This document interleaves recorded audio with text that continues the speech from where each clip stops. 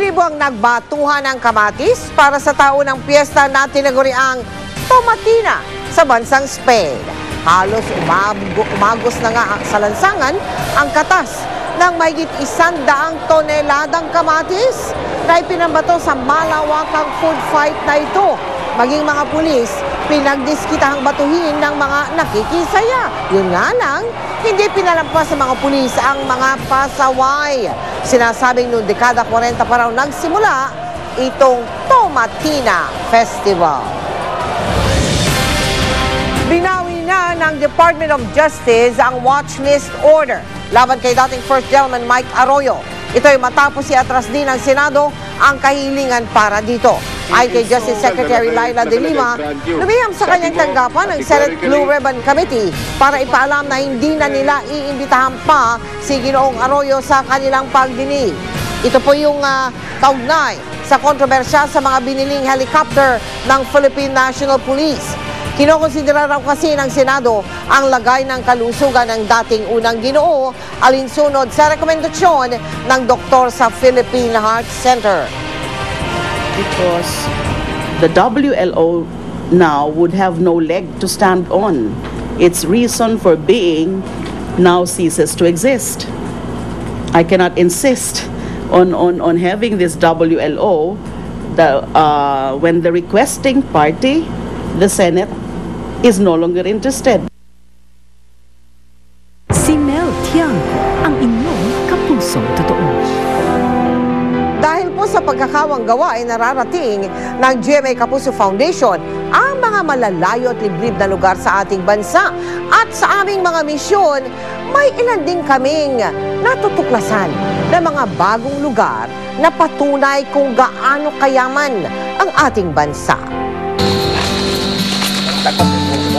Isang bagong destinasyon para sa mga mahilig sa adventure ang napuntahan ng GMA Kapuso Foundation, ang Kuweba ng Adjangao.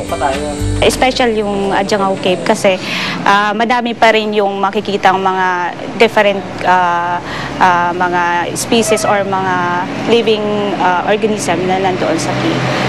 Hitik na hitik sa makukulay na rock formations at iba't ibang uri ng mga paniki ang loob ng kuweba. Kaya naman todo ang pangangalaga ng komunidad sa paligid nito. Karagdagan na ito ng gawain dito sa amin, o kaya trabaho para karagdagan ng aming kita dito sa aming barangay.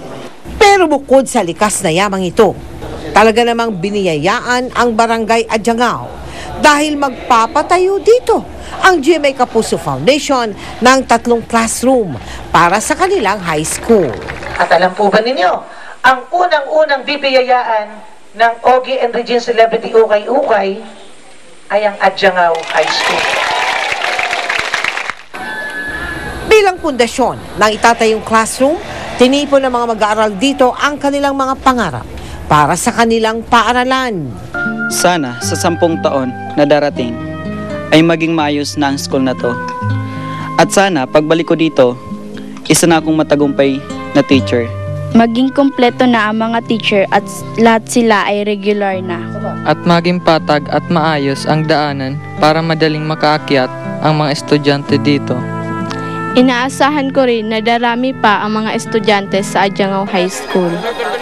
Nagsimula ng katuparan ng isa sa mga pangarap ng mga kapuso natin sa barangay Adjangao, tulad ng pangangalaga nila sa Adjangao Cave. Sana mapagyaman rin nila ang mga classroom na ihahandog para sa kanilang kabataan. Ihulog ng langit ang GMA Kapuso Foundations dahil sa buong lalawigan ng Camarines Sur, kami ho ang unang nabigyan ng ganitong programa.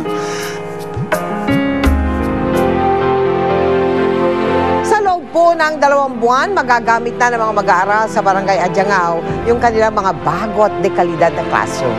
Maraming pong salamat sa lahat ng aming naging katuwang na maisakatuparan ang project na yan. Baka po nais ninyong tumulong sa ating Kapuso School Development Project at makabili pa ng mga items mula sa inyong mga paboritong artista, mag-log on lang po kayo sa www.ebay.com.ph/ukay-ukay.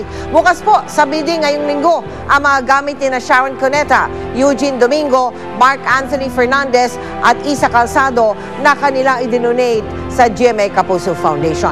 Samantala, para po sa inyong donations, maaari po kayo magsadya sa aming tanggapan. Pwede rin po kayo magdeposito sa aming mga bank account o mag-log on sa aming website www.kapusofoundation.com. Susunod, makikilala nyo ang sari-sari store po yan sa loob mismo ng taxi na minamaneho ni Mamang Driver. Team Co nagbitiw bilang coach ng Alaska at iba pang mga balita tututukan natin sa pagpapatungo ng 24 oras.